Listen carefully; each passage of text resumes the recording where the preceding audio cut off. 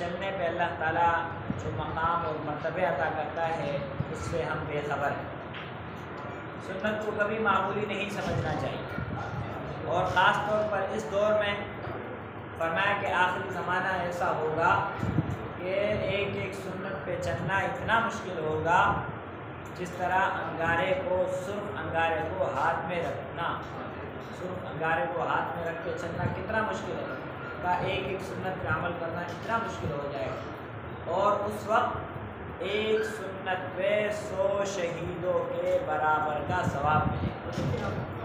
जब मुश्किल इतना होगा तो फिर उस सुन्नत का मुकाम ये होगा कि एक एक सुन्नत पे अल्लाह ताला 100 शहीदों के बराबर का सवाब देंगे, 100 शहीदों के बराबर का सवाब देंगे। तो हमने हर काम चाहे वो खला में जाना हो, निकलना हो, कपड़े पहनना हो, इस तरीके से बैठना हो, लेटना हो, बोलना हो, हर काम हमारा सुन्नत के मुताबिक होना चाहिए। जब हमारा हर काम सुन्नत के मुताबिक होगा तो इसका फ़ायदा ये होगा कि हमारा वो काम इबादत बन जाएगा, हमारा वो काम इबादत बन जाएगा। कपड़े पहनने के आदाब हम पढ़ेंगे। कपड़े पहनते तो वैसे भी है, ज़रूरत है हमारा, तो क्यों ना इस कपड़ों को हम सुन्नत के मुताबिक पहनें। सबसे पहली बात तो कपड़ों पर अल्लाह ताला का शुक्रिया अदा करें। अल्लाह ताला की तरफ से बड़ी नेमत है। इंसान कपड़े पहनते हैं, जानवर कपड़े नहीं पहनते, इसलिए कि जानवरों को अल्लाह ताला ने मोटी खाल दी है। उनकी खाल, उनकी चमड़ी उनको सर्दी गर्मी से बचाती है, और इंसान की खाल चूँकि बारीक है तो इसके लिए अल्लाह ताला ने कपड़ों का इंतज़ाम किया है। ये कपड़े पहनता है, फिर कपड़े सर्दी गर्मी से इसको बचाते हैं। गर्मियों में हल्के कपड़े और फिर सर्दियों में मोटे और ओढ़नी कपड़े। ये क्यों? इसको सर्दी गर्मी से बचाने के लिए।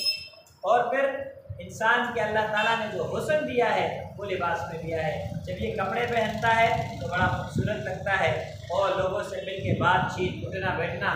लेकिन अगर ये इंसान कपड़े ना पहने तो इससे बात करना मुश्किल हो जाए। तो अल्लाह ताला की तरफ से बड़ी नेमत है, इसको नेमत समझकर पहनना चाहिए। कपड़ों को नेमत समझकर, ये अल्लाह तेरी तरफ से ये बड़ी नेमत है, ये कुर्ता, ये कमीज़, ये शलवार, या अल्लाह ये तेरी बड़ी नेमत है, मैं इस पर आपका शुक्र अदा करता हूँ। और जब आप कपड़े पहनने का इरादा करें तो उस वक्त आप दुआ पढ़ें। इस दुआ पढ़ने से क्या होगा? फरमाते हैं कि जब आदमी कपड़े पहनता है और कपड़े पहनते वक्त वो अल्लाह का शुक्रिया अदा करता है, अल्लाह का शुक्र अदा करता है, तो अभी ये कपड़े इसके टखनों तक भी नहीं पहुँचते कि अल्लाह इसके पिछले गुनाहों को माफ़ कर। तो कपड़े पहनने पर भी गुनाह माफ़ हो रहे हैं। तौबा नहीं किया, सिर्फ कपड़े पहने उस पर और उस पर अल्लाह की तारीफ़ की, अल्लाह का शुक्र अदा किया। लिहाजा जब भी कपड़े पहने उसको नेमत समझकर। बाद लोग कपड़ों से इतराते हैं, हल्के और बारीक कपड़े, इस किस्म के कपड़े पहनते हैं जो बराए नाम कपड़े होते हैं। उस कपड़ों में भी सब कुछ नज़र आता है, तो इस कपड़े पहनने का कोई फ़ायदा नहीं है।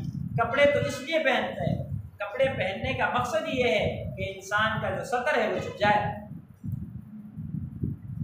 और सर्दी गर्मी से वो बच जाए। तो जब आप कपड़े पहनने का इरादा करें तो ये दुआ पढ़ें। दुआ मेरे साथ पढ़े ताकि याद हो जाए। अल्लाहुम्मा इन्नी अस्अलुका, अल्लाहुम्मा इन्नी अस्अलुका मिन खैरिही व खैरि मा हुवा ला, अल्लाहुम्मा इन्नी अस्अलुका मिन खैरिही व खैरि मा हुवा लहू व अऊज़ु बिका मिन शर्रिही व शर्रि मा हुवा लहू। अल्लाहुम्मा इन्नी अस्अलुका मिन खैरिही व खैरि मा हुवा लहू व अऊज़ु बिका मिन शर्रिही व शर्रि मा हुवा लहू। इस दुआ में क्या है कि या अल्लाह ताला जो आपसे, या अल्लाह हमने लिबास जो हम पहन रहे, आपने जो नेमत हमें अता की है, इस नेमत में हमारे लिए खैर बना दे, इसको हमारे लिए खैर का ज़रिया बना, और इस लिबास के शर से हमारी हिफाजत कर। कहीं ये लिबास ऐसा ना हो कि इसके पहनने के बाद मैं तकब्बुर में आ जाऊँ, मैं दूसरे लोगों को हकीर सकूँ। इस लिबास की वजह से कहीं ऐसा ना हो कि सुन्नत के ख़िलाफ़ मैंने लिबास पहना और इस लिबास के पहनने से गैर मुस्लिमों की मोहब्बत मेरे दिल में पैदा हो गई और मुसलमानों की और मुसलमानों के लिबास की मोहब्बत में कमी हो गई। तो मैं आपसे इस लिबास का खैर मांगता हूँ और इस लिबास के शर से मैं पनाह मांगता हूँ। इस लिबास के शर से मुझे बचा दे। कोशिश करेंगे ना इंशाअल्लाह लिबास को अल्लाह ताला की नियामत समझकर पहनना चाहिए। और कौन सी दुआ पढ़नी चाहिए? अल्लाहुम्मा इन्नी अस्अलुका मिन खैरिही व खैरि मा हुवा लहू व अऊज़ु बिका मिन शर्रिही व शर्रि मा हुवा लहू।